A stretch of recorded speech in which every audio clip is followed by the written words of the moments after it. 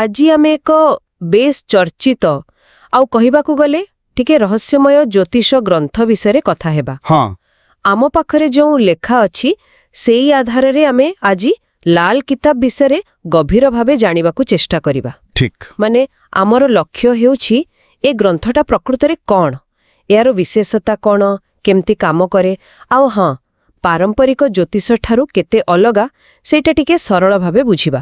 ଆଉ ଏହାର ଗୋଟେ ବଡ଼ କଥା ମାନେ ଯାହା ପାଇଁ ଏହା ବେଶୀ ଜଣାଶୁଣା ସେଇଟା ହେଲା ଏଥିରେ ଦିଆଯାଇଥିବା ଉପାୟଗୁଡ଼ିକ ହଁ ଏତେ ସାଧାରଣ ଦୈନନ୍ଦିନ ଜୀବନର ଉପାୟ ଯେଉଁଥିପାଇଁ କିଛି ବଡ଼ ଧରଣରେ ପୂଜାପାଠ କି ଯଜ୍ଞ ଦରକାର ପଡ଼େନି ବୋଲି କୁହାଯାଏ। ତେବେ ଆସନ୍ତୁ ଏହାର ଭିତର କଥା ଟିକେ ଦେଖିବା। ନିଶ୍ଚୟ। ତେବେ ପ୍ରଥମେ ଏ ଲାଲ କିତାବ ଜିନିଷଟା କ'ଣ? ମୋଟାମୋଟି ଭାବେ କହିଲେ ହଁ କୁହନ୍ତୁ। ଏଇଟା ଏକ ଜ୍ୟୋତିଷ ଗ୍ରନ୍ଥ। ଏଥିରେ ଗ୍ରହମାନଙ୍କର ଯୋଉ ଖରାପ ପ୍ରଭାବ ବା ଦୋଷ ଥାଏ ତାକୁ କାଟିବା ପାଇଁ ବହୁତ ସରଳ ପ୍ରାୟ ଘରେ ମିଳୁଥିବା ଜିନିଷରେ ଉପାୟ ଦିଆଯାଇଛି। ଆଉ ଏହାର ପଦ୍ଧତି ପାରମ୍ପରିକ ବୈଦିକ ଜ୍ୟୋତିଷଠାରୁ ଟିକେ ଅଲଗା। ହଁ ଆପଣ ଠିକ୍ କହିଲେ।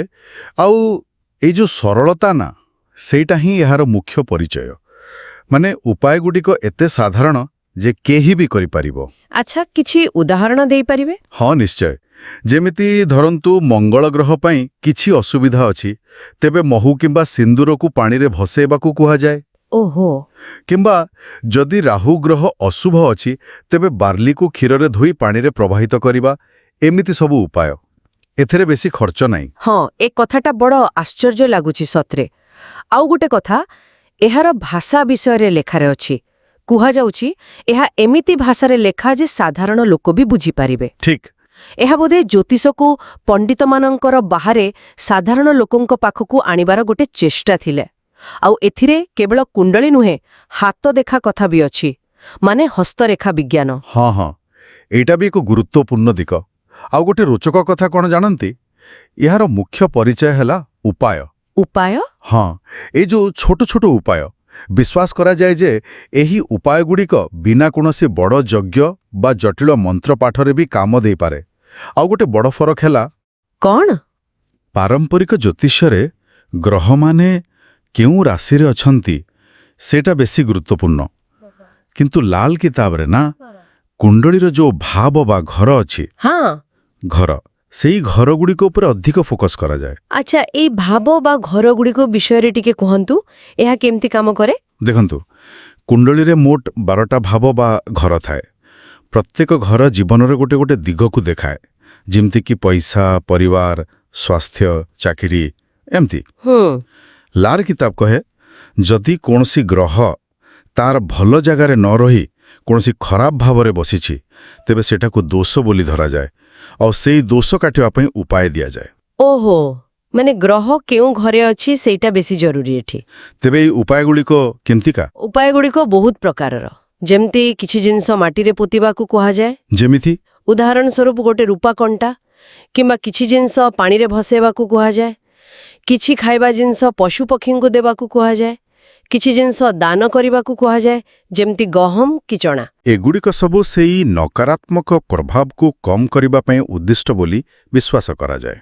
ସେଇଥିପାଇଁ ବୋଧେ କିଛି ଲୋକ ଏହାକୁ ଗରିବଙ୍କ ଜ୍ୟୋତିଷ ବିଦ୍ୟା ବୋଲି ବି କହନ୍ତେ, କାରଣ ସାଧାରଣ ଲୋକ ବି ଏହାର ଉପାୟ କରିପାରିବେ। ଆଉ ଲେଖାରେ ଏହା ବି କୁହାଯାଇଛି ଯେ ଏଥିରେ କୌଣସି ନିର୍ଦ୍ଦିଷ୍ଟ ଧର୍ମ, ଜାତି କିମ୍ବା ପୂଜା ପଦ୍ଧତିର ବାଧ୍ୟତାବାଧକତା ନାହିଁ। ଏଇଟା ଗୋଟେ ବହୁତ ଗୁରୁତ୍ୱପୂର୍ଣ୍ଣ କଥା। ଆଉ ଗୋଟେ ଦିଗ ହେଲା ଏହା କେବଳ ଗ୍ରହ ନକ୍ଷତ୍ରକୁ ଦେଖେନି, ଏହା ବ୍ୟକ୍ତିର ଚାଲିଚଳନ, ତାର ପରିବେଶ, ଏପରିକି ପ୍ରକୃତିର ନିୟମକୁ ବି କିଛି ମାତ୍ରାରେ ଗୁରୁତ୍ୱ ଦେଉଥିବା ଭଳି ଲାଗେ। ମାନେ ଏକ ପ୍ରକାର ସାମଗ୍ରିକ ଭାବେ ଦେଖିବାକୁ ଚେଷ୍ଟା କରେ। ବୁଝିଲି। କିନ୍ତୁ ଏତେ ସବୁ ପରେ ବି ଏହାର ବିଶ୍ୱସନୀୟତାକୁ ନେଇ ତ ନିଶ୍ଚୟ ପ୍ରଶ୍ନ ଉଠୁଥିବ। ଲେଖାରେ ଏ ବିଷୟର କିଛି ଅଛି? ହଁ ନିଶ୍ଚୟ। କିଛି ଲୋକ ତ ଏହାକୁ ପୁରା ଟୋଟକା କିମ୍ବା ଅନ୍ଧବିଶ୍ୱାସ କହି ଆଦୌ ମାନନ୍ତି ନାହିଁ। ସେମାନେ କହନ୍ତି ଏମିତି ଛୋଟ ଛୋଟ କାମରେ କ'ଣ ଭାଗ୍ୟ ବଦଳିବ? କିନ୍ତୁ ଆରପଟେ ଲକ୍ଷ ଲକ୍ଷ ଲୋକ ବି ଅଛନ୍ତି ଯେଉଁମାନେ ପୁରା ଦୃଢ଼ ଭାବରେ ବିଶ୍ୱାସ କରନ୍ତି ଯେ ଲାଲ କିତାବର ଉପାୟ ତାଙ୍କ ଜୀବନରେ ଭଲ ପରିବର୍ତ୍ତନ ଆଣିଛି। ଲେଖା କହୁଛି ଏହାର ପ୍ରଭାବ ବୋଧେ ବ୍ୟକ୍ତିର ଶ୍ରଦ୍ଧା, ବିଶ୍ୱାସ ଆଉ କେତେ ନିୟମରେ ସେ ଉପାୟ କରୁଛି ତା ଉପରେ ନିର୍ଭର କରେ। ତେବେ ଏସବୁର ସାରାଂଶ କ'ଣ? ମୋଟାମୋଟି ଦେଖିଲେ ଲାଲ କିତାବ ସାଧାରଣ ଲୋକଙ୍କ ପାଇଁ ଜ୍ୟୋତିଷକୁ ଗୋଟେ ଅଲଗା ନଜରରେ ଦେଖିବାର ଆଉ ସମ୍ଭବତଃ ତାର କିଛି ଫାଇଦା ନେବାର ଗୋଟେ ସରଳ ବାଟ ପରି ଲାଗୁଛି।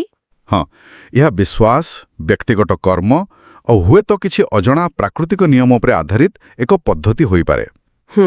ଏଥିରୁ ଗୋଟେ ବଡ଼ ପ୍ରଶ୍ନ ତ ଉଠୁଛି, ଯାହା ଶ୍ରୋତାମାନେ ବି ଭାବିପାରନ୍ତି। କ'ଣ ସେ ପ୍ରଶ୍ନ? କ'ଣ ପ୍ରକୃତରେ ଏହି କିତାବରେ ଦିଆଯାଇଥିବା ସରଳ ଦେଖାଯାଉଥିବା ଉପାୟଗୁଡ଼ିକ କାହାର ଜୀବନର ଗତିପଥ ବଦଳାଇବାର ଶକ୍ତି ରଖେ?